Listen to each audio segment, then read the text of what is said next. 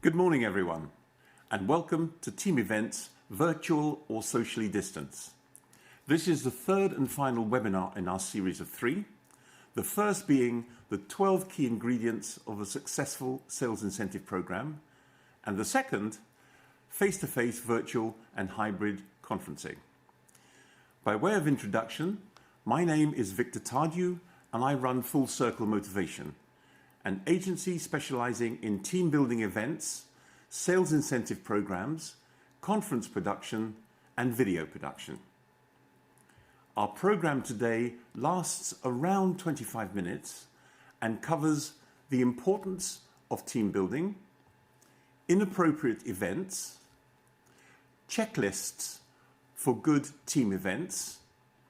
I'll be showcasing our new virtual Team Build studio setup.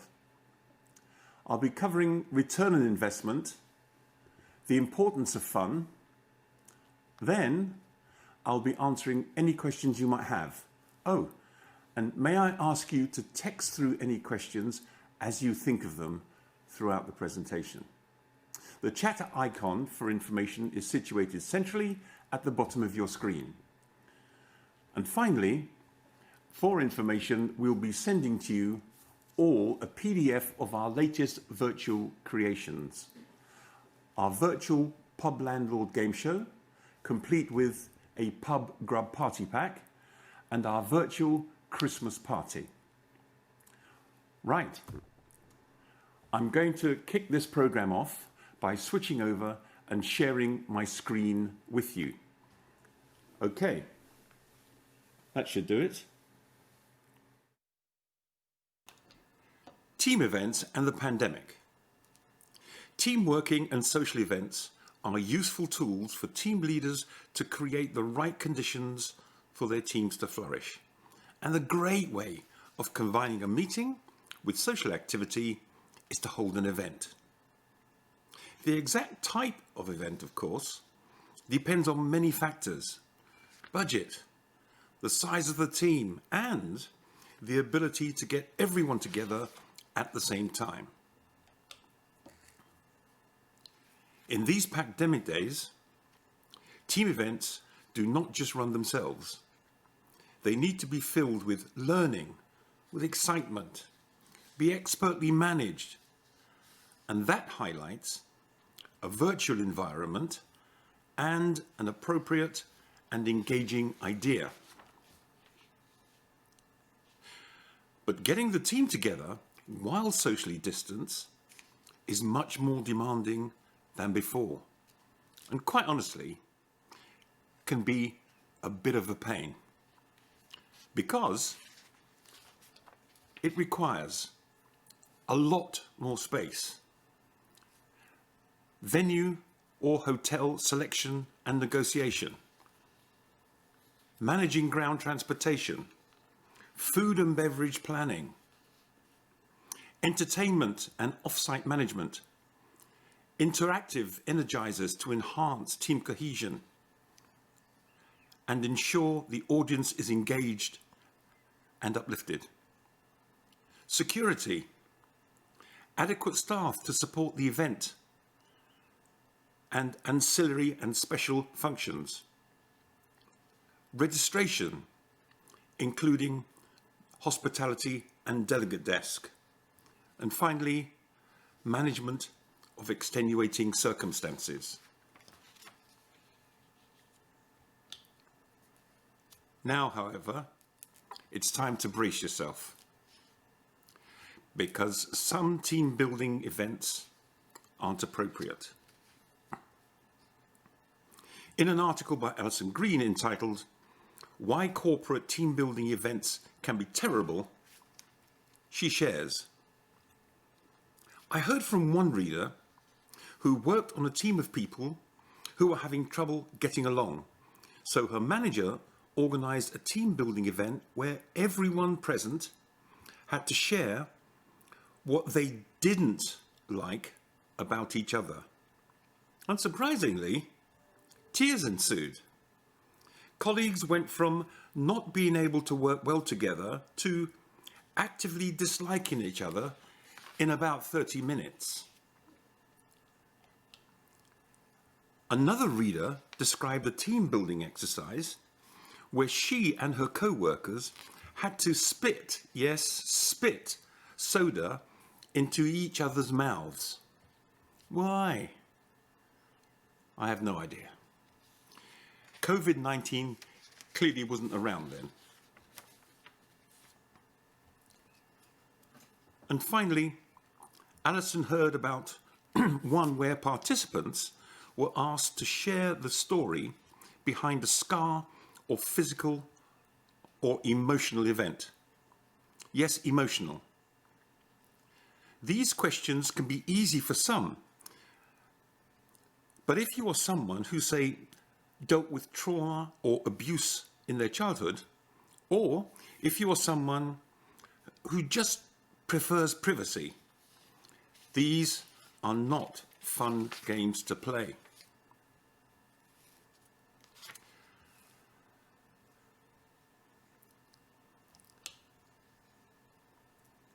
We can all laugh. But one team building event doesn't make a team. Successful teams are built over time and where managers understand the dynamics around two key words, understanding and outstanding. As the advertising guru David Ogilvy put it, where everyone understands what they and everyone else is meant to be doing, then you have a well-run ship and few misunderstandings. In other words, you have an outstanding team. Unfortunately, there is a global pandemic, and that means virtual or social distance events, and smaller numbers at that. So what is the solution? Well, virtual events are the new normal. Actual experiences in virtual times is the aim. Events and workshops where guests take part in practical tasks and quizzes can be delivered online or face-to-face, socially distanced, of course. Hosted by our relevant expert, excuse me, guests are challenged in actual or virtual teams to benefit from social interaction, mindfulness, de-stressing, team building, creativity, learning new skills, and of course fun. But I'll come back to that last point later. Bespoke events can also be created to a specific brief.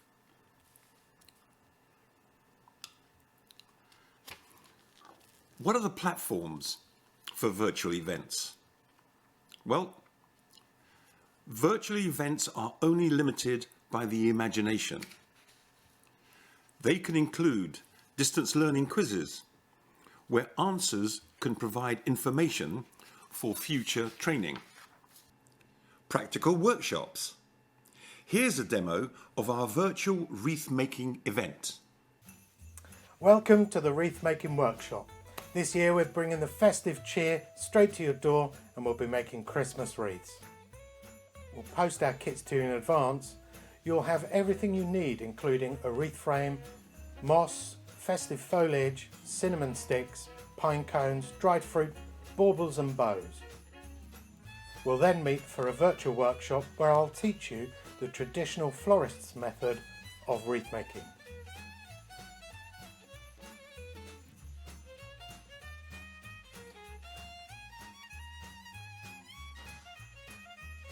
Wreaths can then be proudly hung on your front door to impress your neighbours or used as a decoration fit for the Christmas table. They can include surveys, polls and voting. Numerous platforms here include Snapchat, Instagram, delegate surveys, Facebook, etc. Webinars, real-time on-live presentations with Q&A. These platforms include Zoom, Google Meets, Microsoft Teams, Webinar Ninja, Crowdcast and many more. And finally, face-to-face or hybrid conferences. These platforms, again, are Zoom, 6Connects, Run the World, etc. So, to tick all the boxes, here is a virtual event checklist. Develop the event concept and strategy. If it can go wrong, it will. Prepare for event issues and also have a backup presenter. Choose the best date and time.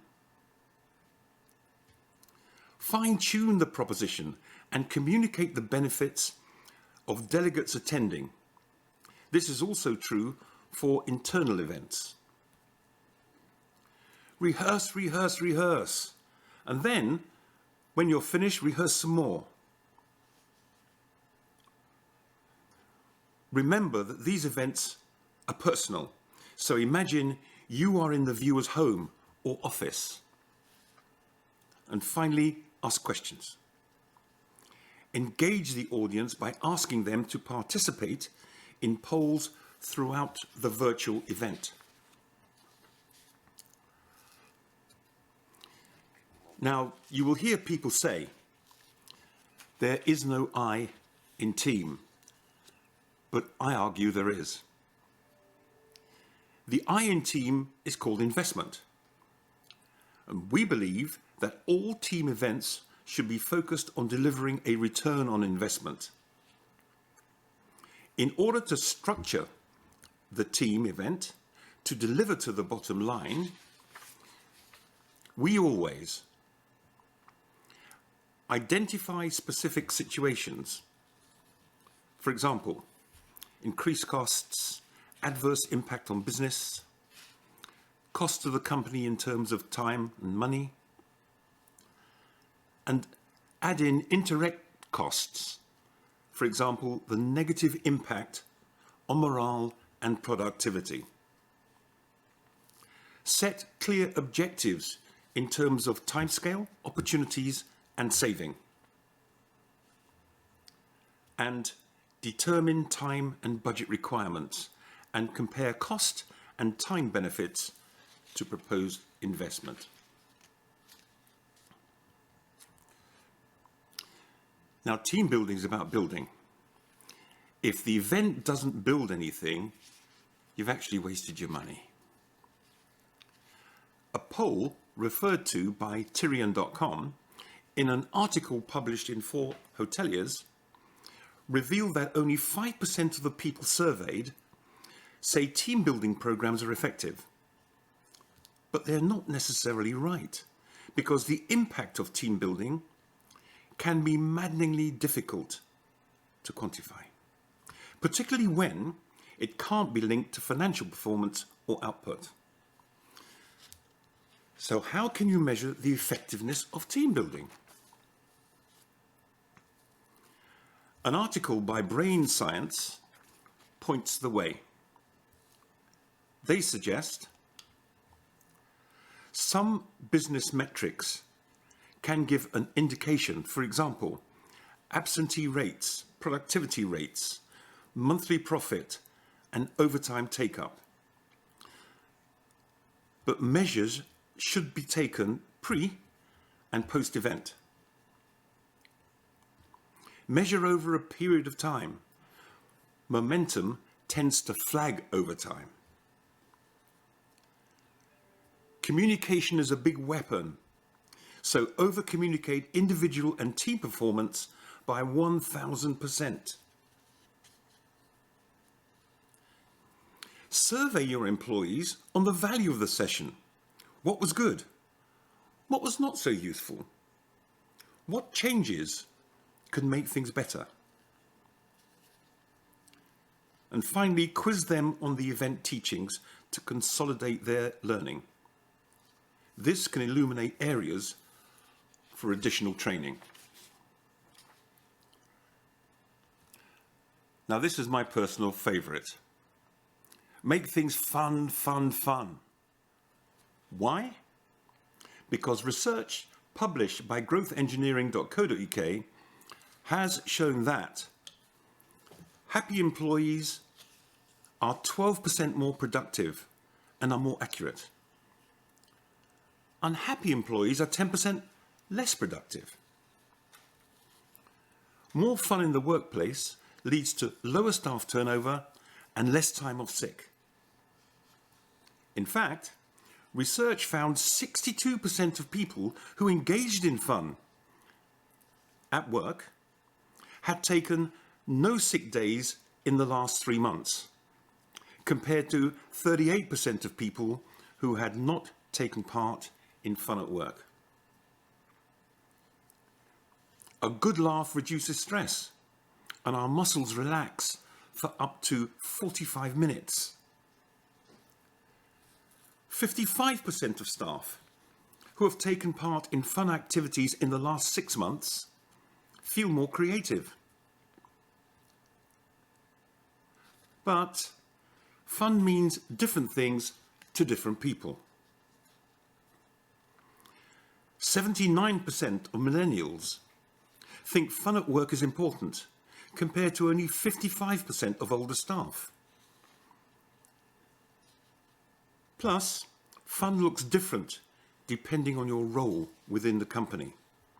For example, only 14% of business owners see dress-down days as fun, compared to 29% of graduates. The research also shows business owners are less likely to value fun at work than employees. So that is a very quick rundown of team building and team building at work. So to summarize, I would say, adapt or die. The pandemic has forced changes, and we too must change. Virtual and socially distanced events are now the norm. Be wary of so-called creative events, and absolutely no spitting into people's mouths. Set up to measure return on investment. Utilize a virtual environment. It's infinitely flexible and can keep budgets low. Ensure your team building event builds something. And finally, as we've just said, make activities fun. There is huge mileage in it. Well, that's team building explained. But before I take questions, I'd like to introduce you to a recording we made of our new virtual production studio.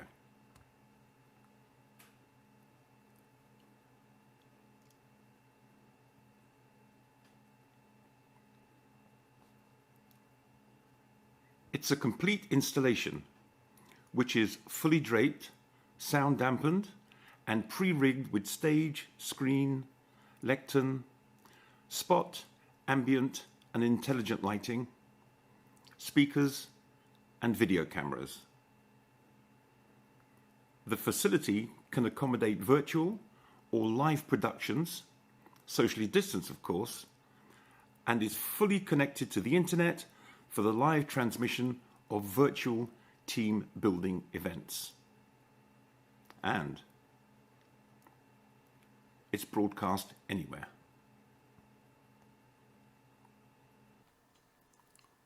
I would now like to answer some of the questions that have been coming in.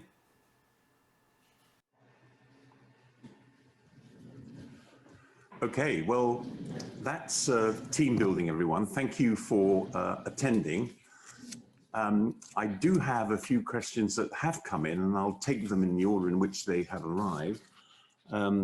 The first is, can we do multiple events on the same day? And the answer is yes, absolutely. because what we do is we allocate time slots to each event, but we do have to be disciplined. And what actually happens is that we can take about 5 maximum events in the same day. But as I say, we do need to be disciplined. The second question that's come in is, can we design a Zoom invitation with joining instructions on the same link? The answer is yes. There are 3 options here. First, we can send out a Zoom invitation directly from Zoom with a little bit of design element attached to that. The second option is that we create a special email fully designed with joining instructions and passwords, etc., and send that out via email. Or the third option is to design a paper invitation and send that out in the normal post. The third question is, how long does wreath making last? Well, wreath making lasts approximately 1 hour, but of course it could move either side of that. It could be a little less, depending on numbers of the audience, or it could be a little more. Our fourth question, how many breakouts can we manage per session? The answer is, again, depending on numbers, roughly about 10, but that assumes that we have a maximum audience of about 100 participants. But again, these things are elastic, so we can actually cope with more. Now, those are the 4 questions that have come in. Yep, that seems to be about it. Let me just check again. How many? Which one? Just 1 second.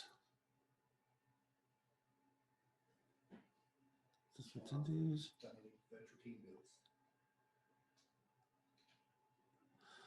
Okay, this one is from Claire. Have you run any virtual team builds? Claire, the answer is absolutely yes. We have run virtual wreath making, and hopefully we are soon to run the pub landlord game show. But we have run numerous other, we've run Quizmania as a virtual event, and candle making as a virtual event as well. So there are other things that we have coped with on a virtual basis, and that we can cope with. Again, it's all down to numbers, and numbers affect costs, obviously. So I think, let's have a look. I think that's it. Oh, more is coming in. How much would wreath making cost for, say, 6 people? Okay, that's another one from Claire. Wreath making is actually not an expensive event. It's about £4,500. Depending on numbers, but you had said there are only 6 people, so that might be about £1,500, something like that. Again, as I was saying, it all depends on numbers, because clearly the wreath making kit has to be sent out, and of course, if the numbers are large, postage is up, administration is up, and so on and so forth. Hopefully that answers that question. Any more for any more? No, I think that's it. So, ladies and gentlemen, thank you for joining us. I hope you enjoyed this particular session. We shall, of course, make available to you videos of our 3 webinars, the sales incentive webinar, the conference webinar, and of course this one as well. We'll be doing that over the next week or so. Thank you very much for attending. Have a good day. Be really safe. Things don't look well. And have a fabulous Christmas. Thank you. Bye.